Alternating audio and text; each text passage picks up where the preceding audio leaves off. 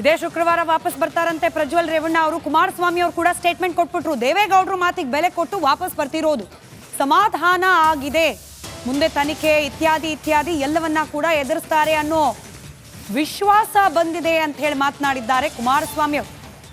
ಎಲ್ಲೇ ಇದ್ರು SIT ಮುಂದೆ ಹಾಜರಾಗುವಂತೆ ಮನವಿ ಮಾಡಿದ್ವಿ, ಅದಕ್ಕೆ ಸ್ಪಂದಿಸಿದ್ರಲ್ಲ, ಬೆಲೆ ಕೊಟ್ಟು ಬರ್ತಿದ್ದಾರಲ್ಲ, ಅದು ಸಮಾಧಾನ ಅನ್ನೋದು ಕುಮಾರಸ್ವಾಮಿ ಅವರ ಸ್ಪಷ್ಟನೆ.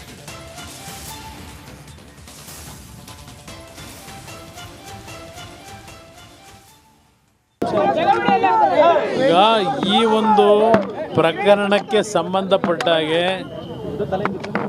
ಈಗಾಗಲೇ ನಮ್ಮ ರಾಷ್ಟ್ರೀಯ ಅಧ್ಯಕ್ಷರು ದೇವೇಗೌಡರು ಮತ್ತು ನಾನು ಎಲ್ಲೇ ಇದ್ದರೂ ಬಂದು SITಗೆ ಹಾಜರಾಗಿ ತನಿಖೆಗೆ ಸಹಕಾರ ಕೊಡಬೇಕು ಅಂತಕ್ಕಂಥ ಒಂದು ದೇವೇಗೌಡರು ಎಚ್ಚರಿಕೆಯೂ ಕೊಟ್ಟಿದ್ದಾರೆ.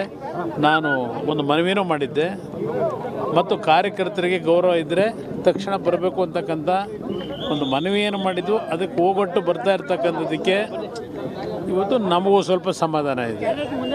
ಅದರಿಂದ ಮುಂದಿನ ದಿನಗಳಲ್ಲಿ ಪ್ರಕ್ರಿಯೆಗಳೇನಾಗಬೇಕು ಆಗುತ್ತೆ. ಸರ್, ನನ್ನ ವಿರುದ್ಧ ಷಡ್ಯಂತ್ರ ಮಾಡಿದರೆ ಎಲ್ಲವನ್ನು ಮುಂದೆ ತನಿಖೆಯಲ್ಲಿ ಅವೆಲ್ಲ ಹೊರಗಡೆ ಬರಬೇಕು. ಸತ್ಯಾಂಶಗಳೇನಿದೆ, ಯಾರ್ಯಾರ ಪಾತ್ರಗಳು ಏನಿದೆ, ಇದೆಲ್ಲ ಹೊರಗಡೆ SITಯ ತನಿಖೆ ಈಗೇನು ಮಾಡ್ತಾ ಇದ್ದಾರೆ, ನೋಡೋಣ ಎಲ್ಲಿಗೆ ತಂದು ನಿಲ್ಲಿಸ್ತಾರೆ.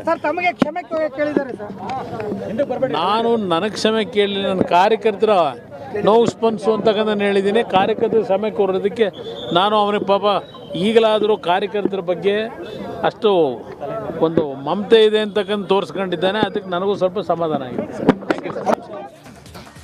ರಾಜಕೀಯ ಹೇಳಿಕೆಗಳು, ಅಶೋಕ್ ಅವರ ಹೇಳಿಕೆಯನ್ನ ಗಮನಿಸಿದಾಗ ನಾನು ಹೇಳಿದೆ ನೋಡಿ, ರಾಜಕೀಯ ಹೇಳಿಕೆಗಳು ಹೆಂಗ್ ಬದಲಾಗುತ್ತೆ ಅಂದ್ರೆ, ಕಾಂಗ್ರೆಸ್ನ ಯಾವ್ದಾದ್ರು ಒಬ್ಬ ಸಂಸದನ ವಿರುದ್ಧವಾಗಿ ಇಂಥದ್ದೇ ಆರೋಪ ಕೇಳೋಕ್ ಸಿಕ್ಕಿ ಹೀಗೆ ಅವ್ರೆಲ್ಲೋ ಕುತ್ಕೊಂಡು ವಿಡಿಯೋ ರಿಯಾಕ್ಟ್ ಮಾಡ್ಬಿಟ್ಟಿದ್ರೆ ಸುಮ್ಮನೆ ಇರ್ತಿದ್ರ? ಅಶೋಕ್ ಅವ್ರು ಮಾತನಾಡಿದನ್ನ ಕೇಳಿಸ್ಕೊಂಡ್ರೆ ಈ ಪ್ರಶ್ನೆ ಉದ್ಭವವಾಗೋದು ಸಹಜ.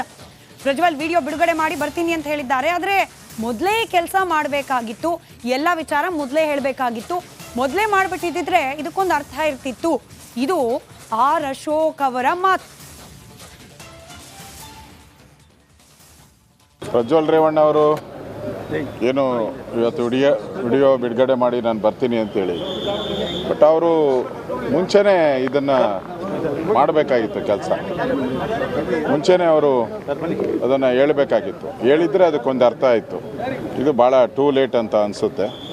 ಇಷ್ಟಾದ್ರೂ ಕೂಡ ಈಗಲಾದರೂ ಹೇಳಿದಾರಲ್ಲ, ಬೇಗ ಬಂದು ಅಟೆಂಡ್ ಆಗಿ, ಕಾನೂನಿಗಿಂತ ದೊಡ್ಡವ್ರು ಯಾರೂ ಇಲ್ಲ, ಕಾನೂನು ಪ್ರಕಾರ ಮಾಡಬೇಕು. ಷಡ್ಯಂತ್ರ ಮಾಡಿದರೆ ಕೋರ್ಟ್ ಮುಖಾಂತರ ಎಲ್ಲರಿಗೂ ಕಣ್ಣಿಗೆ ಕಾಣಿಸ್ತಾ ಇದೆ. ಷಡ್ಯಂತ್ರ ಮಾಡಿರೋದು ನಿಜ.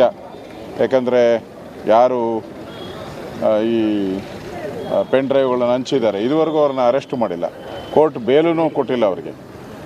ಕೊಡದಿದ್ರೂ ಕೂಡ ಅವ್ರನ್ನ ಅರೆಸ್ಟ್ ಮಾಡಿಲ್ಲ ಅಂದರೆ ಇದು ಷಡ್ಯಂತ್ರ ಎಲ್ಲ ಸ್ಪಷ್ಟವಾಗಿ ಕಾಣ್ತಾ ಇದೆ. ಇದು ಕಾಂಗ್ರೆಸ್ ಒಕ್ಕಲಿಗರನ್ನ ಮುಗಿಸುವಂಥ ಒಂದು ಷಡ್ಯಂತ್ರವನ್ನು ಮಾಡಿದ್ದಾರೆ ಕಾಂಗ್ರೆಸ್ ಅವರು. ಅದರ ಭಾಗವಾಗಿ ಇದನ್ನು ಕೂಡ ಮಾಡಿದ್ದಾರೆ. ಪ್ರಜ್ವಲ್ ರೇವಣ್ಣ ತಪ್ಪು ಮಾಡಿದ್ದಾರೆ, ಅವ್ರ ಮೇಲೆ ಕ್ರಮ ಆಗಬೇಕು. BJP ನಿಲುವು ಅಷ್ಟೇ.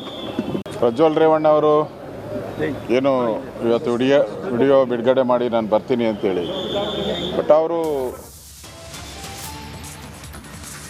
ಈಗೊಂದು ಬ್ರೇಕ್ ಆದ ನಂತರ ಪ್ರಜ್ವಲ್ ಪ್ರತ್ಯಕ್ಷಕ್ಕೆ ಕಾರಣ ಏನು ಗೊತ್ತಾ?